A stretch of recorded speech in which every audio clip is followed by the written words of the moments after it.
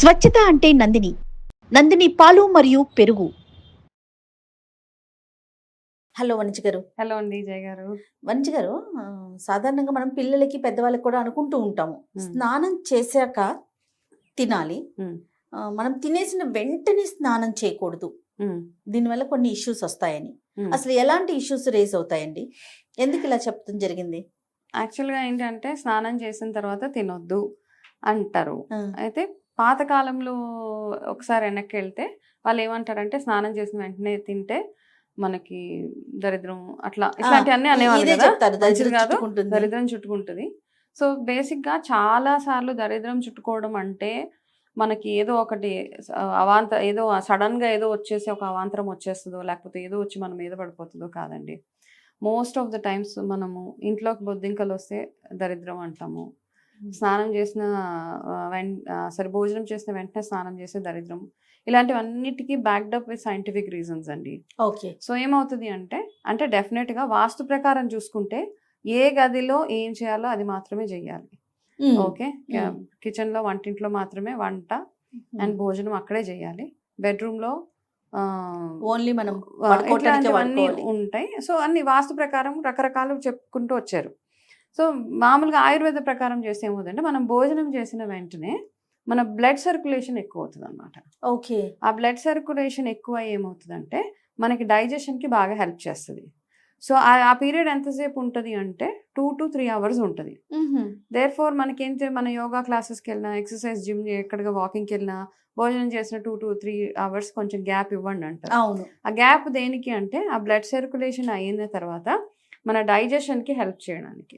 So ఈ ప్రాసెస్లో మనము స్నానం చేసేసుకుంటే ఏమవుతుందంటే ఈ బ్లడ్ సర్క్యులేషన్ అన్నది తగ్గిపోతుంది అనమాట. అది తగ్గిపోగానే ఏమవుతుంది, డైజెషన్ ఆగిపోతుంది. డైజెషన్ ఆగిపోయిందంటే మనకి అజీర్తి ప్రాబ్లం వస్తుంది. అజీర్తి వల్ల రకరకాల గట్ ఇష్యూస్ వస్తాయి. ఇవి వస్తాయి గట్ హెల్త్. కాబట్టి ఈ ప్రాసెస్ని అవాయిడ్ చేయడానికి గాను అంత విపులంగా చెప్పలేరు కాబట్టి పాతకాలంలో. సో ఎలాగో అంటే మనకి ఆయుర్వేద ఇవన్నీ 5000 years బ్యాక్ నుంచి ఉన్నాయి. అవునండి. అందులో నుంచి వచ్చినవే ఇవన్నీ. మనం ఏవైతే టిప్స్ మాట్లాడుకుంటామో సైంటిఫిక్ రీజన్స్, సో అందులో ఉన్నవన్నీ ఏంటంటే ఇంత ఎలాబొరేట్గా ఎవరు చెప్పలేరు కాబట్టి దరిద్రం హెల్త్ బాగోలేదంటే దరిద్రమే, మరి అందరికీ అంతే కదండి. సో సేమ్ థింగ్ ఇంట్లో బొద్దింకలు ఉన్నాయి దరిద్రం వస్తుంది అంటే బొద్దింకలు దేని మీదకి వెళ్ళినా, తినే వస్తువుల మీదకి వెళ్ళిన తర్వాత ఇమీడియట్గా మనకు అయ్యేది హెల్త్ ఇష్యూస్ వస్తాయి. మనకి మోషన్స్ అవుతాయి, లేకపోతే ఇంకొక ఇన్ఫెక్షన్స్ అవుతాయి. సో దాని తర్వాత ఏంటి, మనకు వచ్చిన డబ్బులంతా మనం హాస్పిటల్లోకి పెట్టాల్సి వస్తుంది. ఆ హాస్పిటల్లోకి పెట్టే ప్రాసెస్లో ఏంటంటే మనం వీ విల్ లూజ్ మనీ. ఆరోగ్యానికి ఆరోగ్యము, ఇంజక్షన్లు, సెలైన్లు ఇవన్నీ అంటే మనం ఫిజికల్గా, మెంటల్గా అన్ని రకాలుగా బాధపడదాం కాబట్టి సో ఈ చిన్న చిన్నవి చెప్పడం వెనకాల చాలా చాలా రీజన్స్ ఉన్నాయన్నమాట.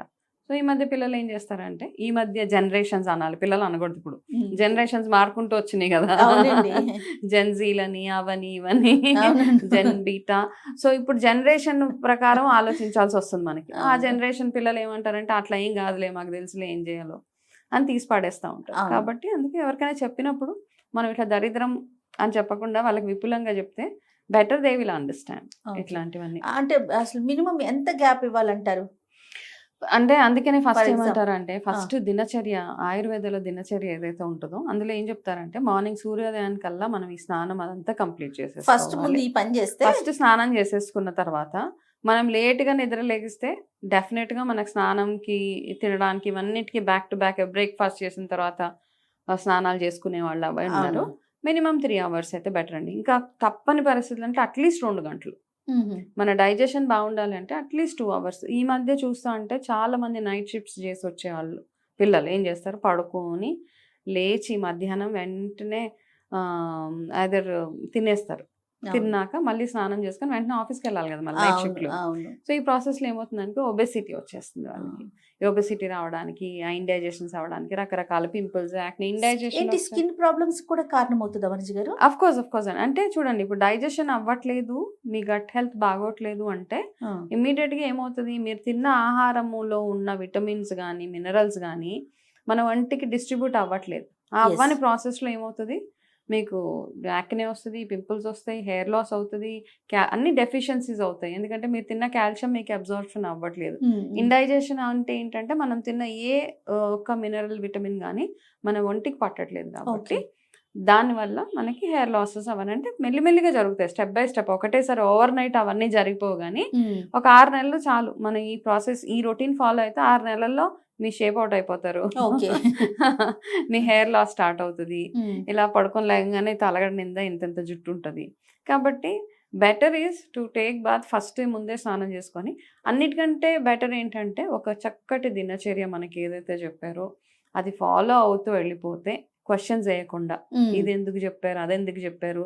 అన్నిటికంటే ఇంకా ఇంకా ఇంపార్టెంట్ మన భారతీయ సాంప్రదాయం, మన ఈ సాంప్రదాయం ఏదైతే ఉందో దాన్ని ఫాలో అవుతూ లైఫ్ స్టైల్లో, సాంప్రదాయాలు అంటే చాలా ఉన్నాయి బట్ అట్లీస్ట్ లైఫ్ స్టైల్లో విషయంలో అది ఫాలో అవుతే మాత్రం ఎక్సలెంట్ హెల్త్ మన చేతిలోనే ఉంటుంది.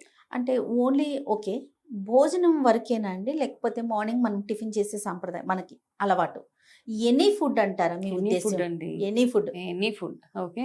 లైట్ గా తినే భోజనం అంటే మనం కాస్త హెవీగానే తింటాం కదా. భోజనమే మనకి ఫ్యూయల్ మన బాడీకి. ఆ హెవీ మీల్ తిన్నప్పుడు డైజెషన్ కి కూడా కొంచెం మనకి టైం ఇవ్వాల్సి వస్తుంది. అవును, వాకింగ్ ఈజ్ ఓకే. తిన్న తర్వాత ఒక 10 నిమిషాలు బ్రిస్క్ వాక్ అట్లాంటివన్నీ ఓకే. తమలపాకు వేసుకోవడము, ఒక్కపొడి, ఇవన్నీ జీర్ణం అవ్వడం కోసం ఇవన్నీ చేస్తూ ఉంటాం. ఇవన్నిటి వరకు ఓకే. బట్ అసలు స్నానాల గిన్నెలు కొంచెం షవరు, స్విమ్మింగ్ కొంచెం కట్టిపెట్టేస్తే సరిపోతుంది మనకి. జిమ్ అయితే అసలే అవసరం లేదు. ఇమీడియట్గా తినేసి వెంటనే జిమ్కి వెళ్తూ ఉంటారు. ఎనీ గేమ్స్ అవన్నీ అవాయిడ్.